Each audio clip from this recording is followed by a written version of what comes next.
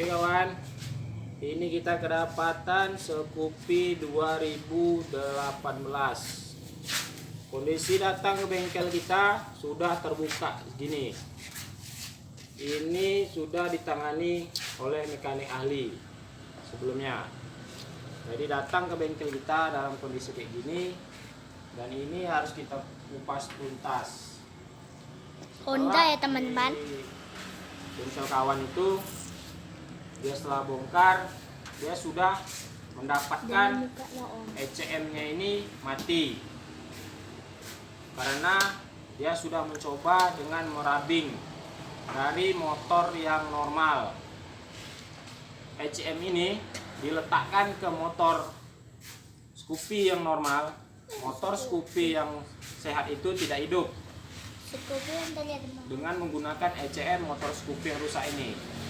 Satu kunci kawan, kalau kita mengetes seperempat motor yang rusak, jangan sekali-kali teman-teman memasukkan seperempat motor yang bagus itu di motor yang sehat ke motor yang rusak, karena kita akan mengorbankan apa yang sehat. Motor yang bagus itu seperempatnya kita gunakan di motor yang rusak untuk mengetes, sementara kita tidak tahu apakah motor yang rusak ini ada konslet atau ada segala macamnya yang akan menyebabkan seperempat yang kita untuk ngetes untuk menormalkan motor yang rusak itu dengan seperempat di motor yang bagus, karena seperempat yang di motor yang bagus itu akan rusak.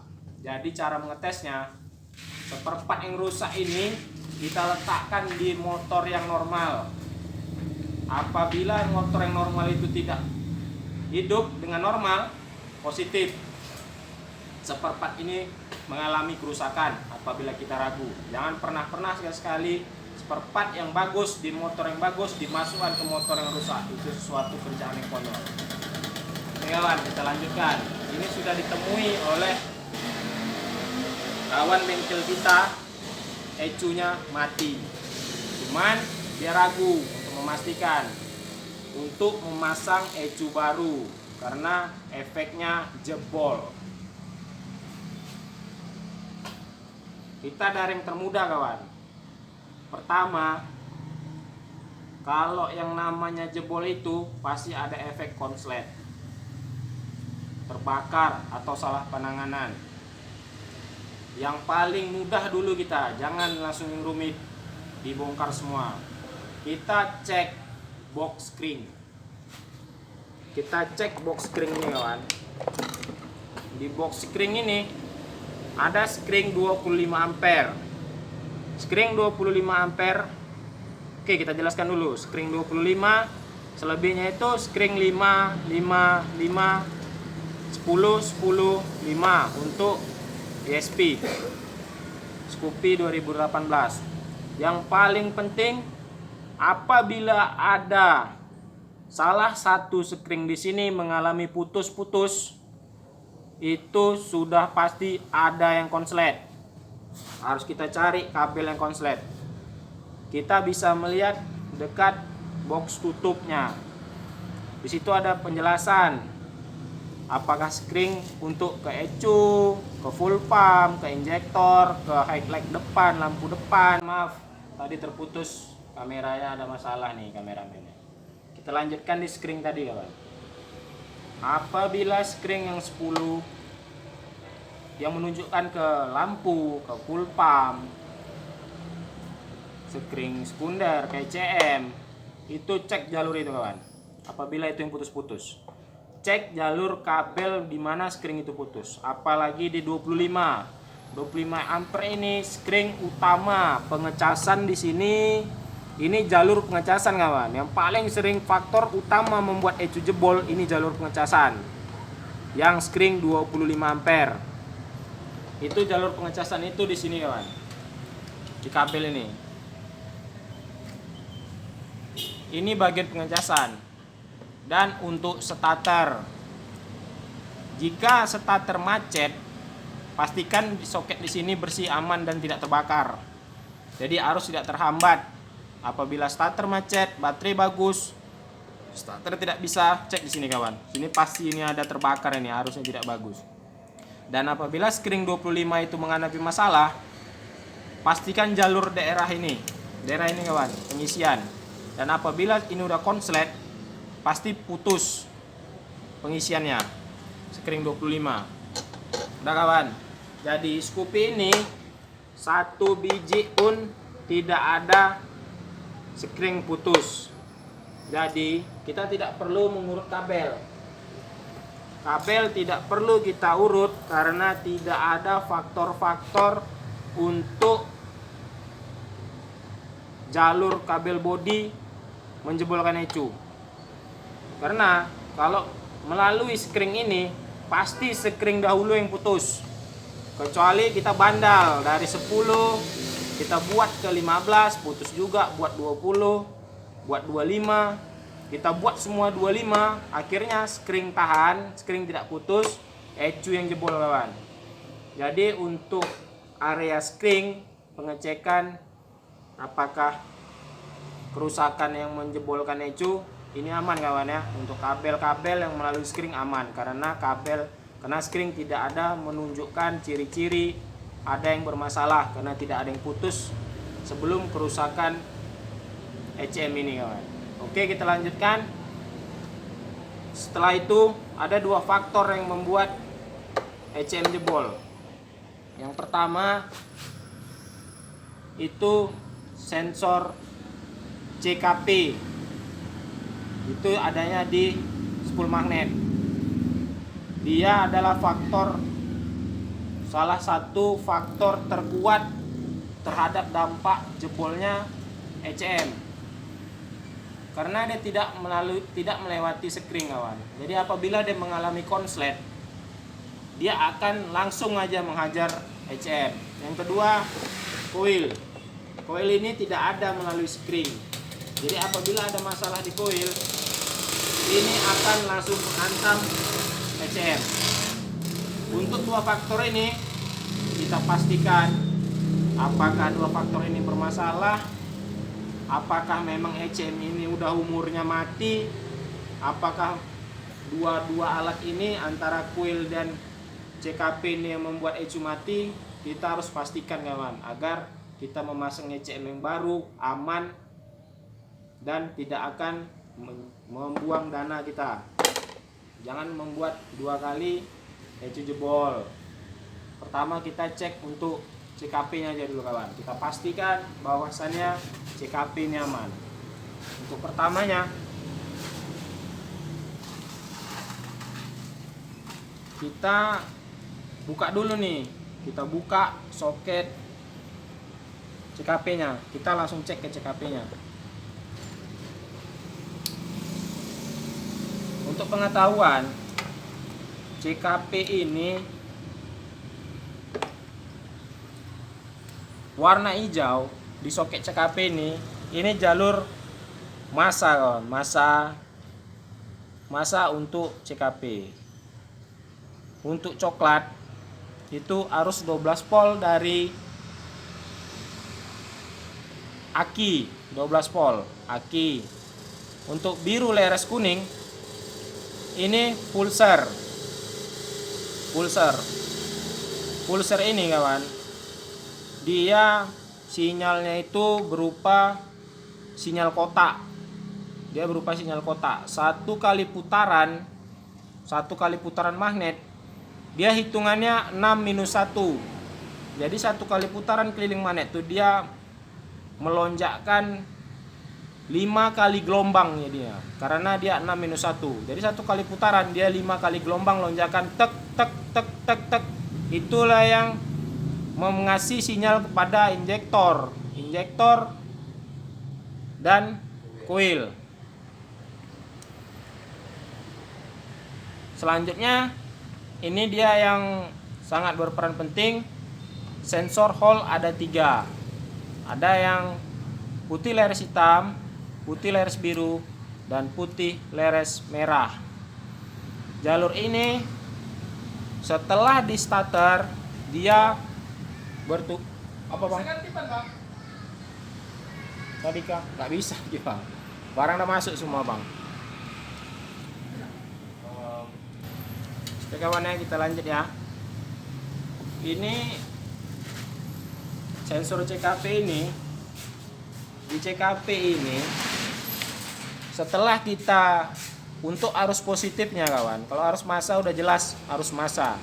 Untuk arus positifnya ini, setelah kita kontak on, arus positifnya ini pasti di bawah tegangan aki, karena sudah melewati kabel-kabel kawan. Jadi pasti tegangannya berkurang, wajib berkurang, tidak akan sama dengan tegangan yang ada di aki. Dan setiap CKP itu pasti berbeda, karena hambatannya, resistansinya pasti berbeda. Cara kerja di CKP, yang penting tegangannya 12 voltnya itu 5 volt aja ke atas, CKP sudah bekerja dengan normal. Selanjutnya faktornya, untuk memastikan bahwa CKP ini aman, hanya 2 faktor untuk di CKP ini kawan. Massa dan api tidak boleh ada konslet. Gimana caranya? Di buzzer juga bisa kawan. Kita harus pakai multi, karena apabila dia di bawah 5 volt itu harus pakai respen LED. Jika di atas 5 volt atau 12 volt bisa pakai lampu biasa, lampu LED biasa. Untuk pastinya kawan-kawan bengkel semua pasti punya, kita harus punya ini namanya multi tester, mau yang analog mau yang digital, itu sama aja kawan. Yang penting kita bisa menggunakannya. Kami punyanya ini yang digital. Untuk mengukur di sensor CKP ini, kita bisa mengetesnya di buzzer kawan. Kita buzzer, di buzzer kita tes. Kalau ini memang betul-betul positif konslet, buzzer ini pasti berbunyi tit. Kita tes dulu kawan ya, buzzernya aktif ya, aktif. Yang negatif kita tucukkan ke kabel warna hijau. Positifnya kita tucukkan ke coklat warna hitam. Oke kawan ya, tidak ada bunyi, dan bisa kita melihat resistansinya di 200 k ohm. Tidak ada kawan ya, bersih ya, kosong. Di 20 k tadi hampir terbuka, masih tinggi, resistansi tidak ada kawan ya, kosong.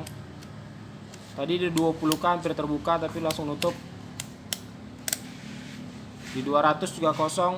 Di buzzer ini kawan, buzzer ini dia berbunyi pasti di bawah tegangan yang hambatannya 50 ohm. Jika hambatannya lemah di bawah 50 ohm, buzzer pasti akan berbunyi karena di situ tersambung. Seperti positif diadukan di konslet ke negatif, itu pasti tegangannya di bawah 50 ohm. Jika di atas 50 ohm, itu buzzer tidak akan berbunyi. Jadi arus positif dan negatif di CKP ini kita pastikan aman. Buzzer itu ya jika di bawah 50 ohm, tengok kawan, 0, jika di bawah 50 ohm, 10, 5 atau segala macam, dia pasti berbunyi kawan. 10 yang jelas di bawah 50 ohm. Tapi kalau di atas 50 ohm itu nilai hambatannya tinggi. Jadi tidak ada bersinggungan antara arus positif dan negatif. Jadi untuk CKP kita anggap CKP ini aman, tidak ada permasalahan kawan. Jadi ini bukan salah satu faktor yang menyebabkan kerusakan ECU di motor kawan kita ini. Kita lanjutkan ke faktor kedua yang sangat dianggap menyebabkan ECM itu jebol adalah koil. Dan sebenarnya kawan, koil inilah yang sangat berbahaya. Kenapa? Banyak yang membuat motor-motor bermasalah di koil ini. Untuk pengetesan koil injeksi dan koil motor karburator itu berbeda kawan. Kita kasih penjelasan sedikit ya kawan, sebelum kita ke inti permasalahan pertama, biar kita sekali bekerja dapat semua kita selesaikan.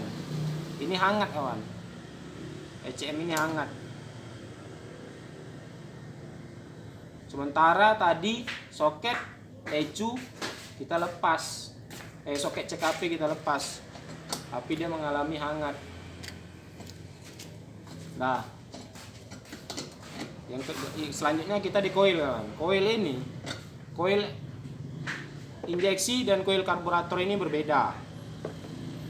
Bedanya itu di nilai hambatannya.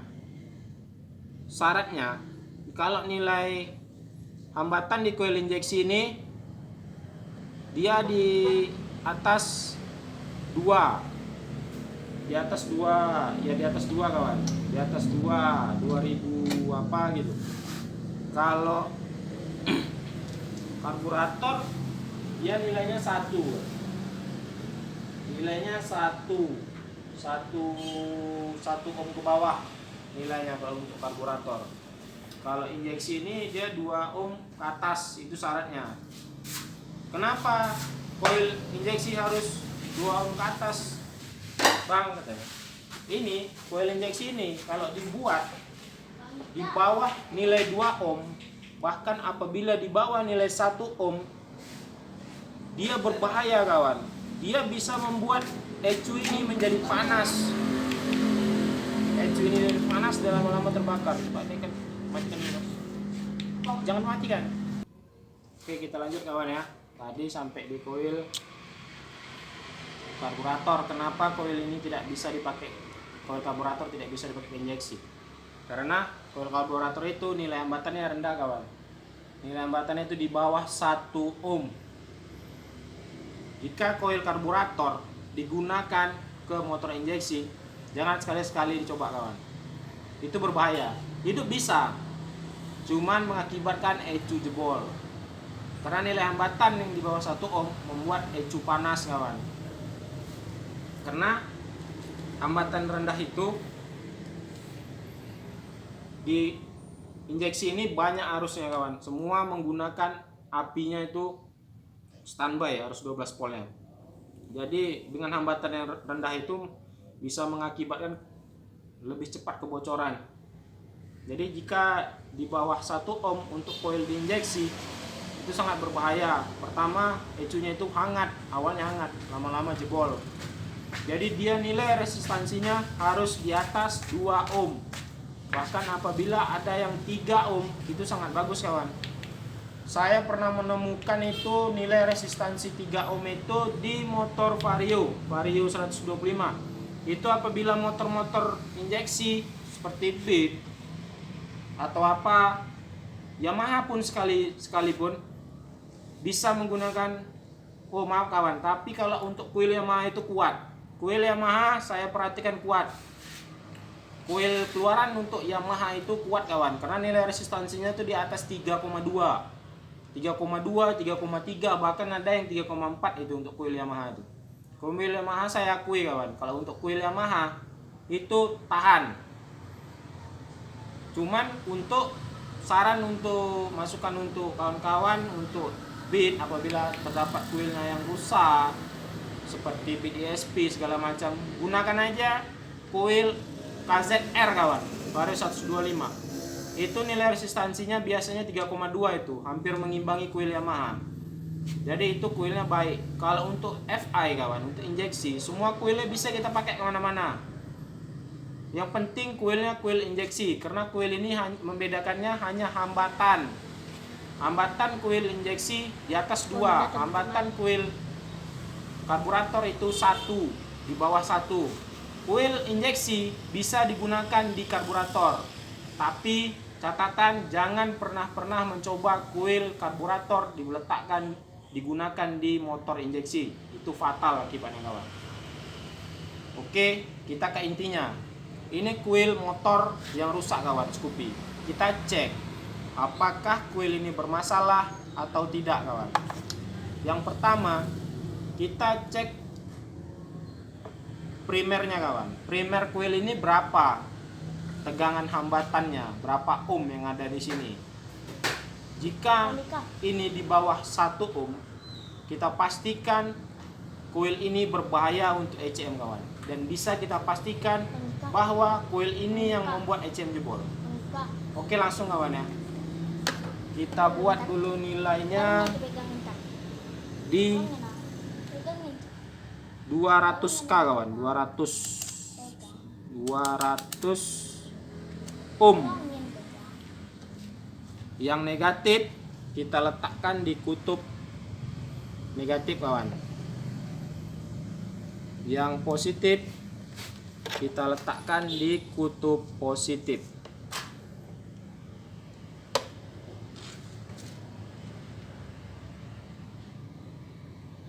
Kita lihat nilai kawan, maaf goyang-goyang.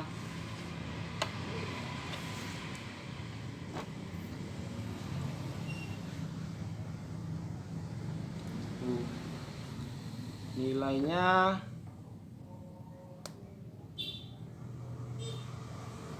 apa nih goyang-goyang ini? Apakah multi sudah habis baterai ya? Bahaya juga nih.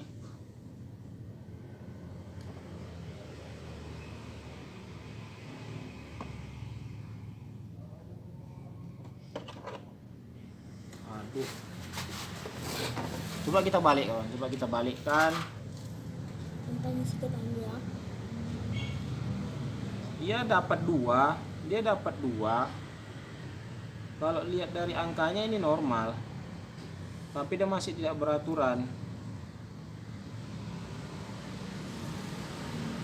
Dia dapat 2.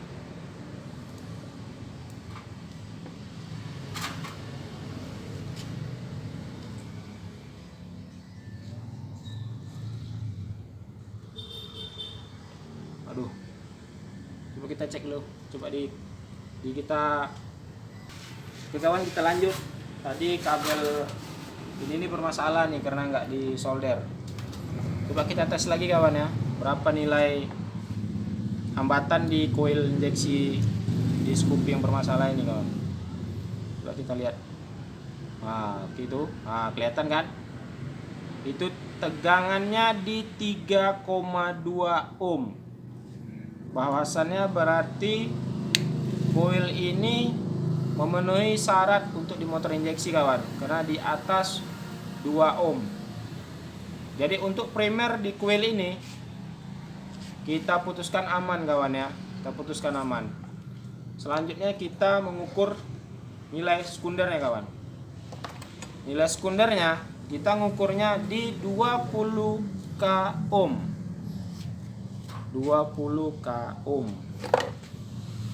Negatifnya kita letak di ujungnya kawan, ujung kabel ya. Positifnya di lurusan kabel ini kawan, lurusan kabel. Nah, kita lihat nilainya kawan. Nilainya itu 10,45. Dia rentangnya antara 8 dan maksimalnya itu di 12 kawan untuk nilai sekunder. Jadi nilai sekunder di kuil ini memenuhi kriteria kuil aman. Jadi setelah kawan kita cek semuanya, kita bisa sepertinya kita mengambil kesimpulan bahwasannya motor Scoopy ini tidak ada penyebab yang menjebolkan aki. Berarti faktornya hanya umurnya kawan. Berarti ini bisa kita katakan umurnya. Kenapa? Semua komponen yang kita curigai tidak ada masalah. Dari koil, CKP, spring, tidak ada masalah kawan. Jadi saran untuk kita memasang ECM yang baru itu, yang paling pertama kawan, kita pastikan di area box spring. Apabila di box spring ini ada mas putus-putus, springnya udah ditukar-tukar sama konsumennya, kita cari di mana kabelnya yang ada bermasalah. Apabila spring tidak ada putus, kita tidak perlu kawan buka-buka bodi seperti ini, nggak perlu. Berarti kabel aman. Kenapa saya bisa bilang aman? Karena kabel ini menuju ke ECM dilewati oleh spring. Apabila spring ada yang putus, kita harus cek kabel, harus selesai. Jangan, itu pasti ada. Jika ada penyebab, pasti ada akibat. Jadi harus kita cek kabel kawan. Selanjutnya kita pastikan sensor pengisiannya aman. Itu spring 25 ampere. Itu paling bisa menyebabkan, itu suatu faktor, salah satu faktor juga menyebabkan ECU mudah jebol kawan, spring 25 ampere. Selanjutnya sensor CKP. Sensor CKP positif, arus 12 volt dari aki dan masanya tidak boleh konslet. Cara pengecekannya melalui multi bisa, di buzzer bisa. Apabila di buzzer yang jelas tegangannya di bawah 50 ohm itu konslet. Jika di atas 50 ohm itu CKP aman kawan, tidak ada konslet. Kenapa kita bilang tidak ada konslet? Karena tegangannya di atas 50 ohm dan buzzer tidak berbunyi. Kalau untuk sensor Hall itu diukur, itu keluarannya massa kawan. Ada juga yang ukur sensor Hall sama pulser, diukur beda katanya sama spool lain. Itu tidak ada kawan. Sementara itu massa dan gelombang kotak. Mana ada hubungan massa dan gelombang kotak bisa menimbulkan konslet? Tidak ada kawan. Jadi pastikan arus positif dari aki 12 volt, tidak konslet ke massa. CKP aman. Selanjutnya koil kawan. Koil pastikan primernya di atas 2 ohm untuk koil injeksi. Nilai hambatan primernya di atas 2 ohm untuk koil injeksi kawan ya. Nilai sekundernya antara 8 dan maksimalnya 12. Jika kriteria itu ada di koil tersebut, bahwasannya koil itu aman. Jika teman-teman curiga, takut apabila koil itu digunakan kondisinya panas dan tiba-tiba dia error, bisa juga menyebabkan ECU mati. Jika kawan-kawan ragu, silahkan diganti. Saya juga menyarankan apabila mengganti ECU, kalau bisa, koil kan murah kawan, paling 100.000, 120.000 itu udah asli. Bukan murah, kawan. Ganti sekalian bersama ECU-nya, koil. Dan jika kawan-kawan tidak mau mengganti, bisa kawan. Caranya, kita hidupkan motor, kita pegang koil, kita pegang ECU. Apabila ECU baru sudah terpasang, jika ada perubahan suhu kawan, secepatnya lah matikan motor itu kawan. Kita cek. Apabila koil ini berubah suhu, panas, hangat, berarti koil ini error pada saat suhu tertentu. Dan lakukan pergantian koil kawan. Apabila kita pasang ECU baru, kita cek koilnya tidak ada perubahan suhu dan ECU tidak ada perubahan suhu di ECU baru, positif aman kawan. Jadi kita tidak perlu untuk mengganti koil. Jika kawan-kawan mau mengganti, apabila yang punya motor juga berkenan, karena koil ini murah, daripada mengganti ECU lagi, ganti sajalah, tidak bermasalah. Saya juga menganjurkan. Mungkin itu aja kawan untuk motor Scoopy ini. Kita putuskan malam ini selesai. Setelah itu kita besok kita lanjutkan part 2-nya untuk memasang ecunya, karena kita menunggu ecunya dari yang pemilik kendaraan, dari bengkel kawan kita kawan. Selanjutnya besok baru kita lanjutkan. Setelah ada ecunya, kita coba langkah-langkah ini. Kita coba nih koil kawan. Koil ini tetap kita gunakan nih. Koilnya kita gunakan karena kita ukur koil ini nilai resistansinya memenuhi kriteria koil yang normal.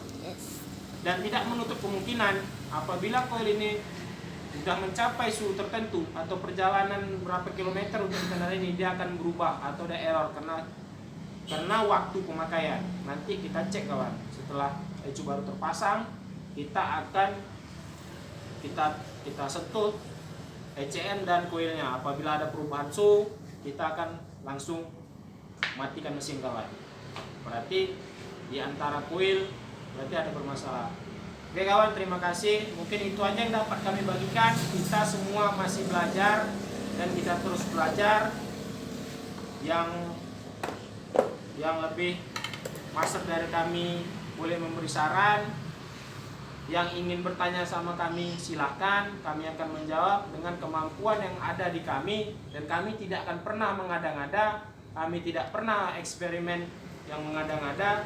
Kami tetap belajar. Apabila kami menemukan sesuatu yang menurut kami benar, kami akan tetap mencari referensi dan kami tidak akan pernah menyesatkan teman-teman.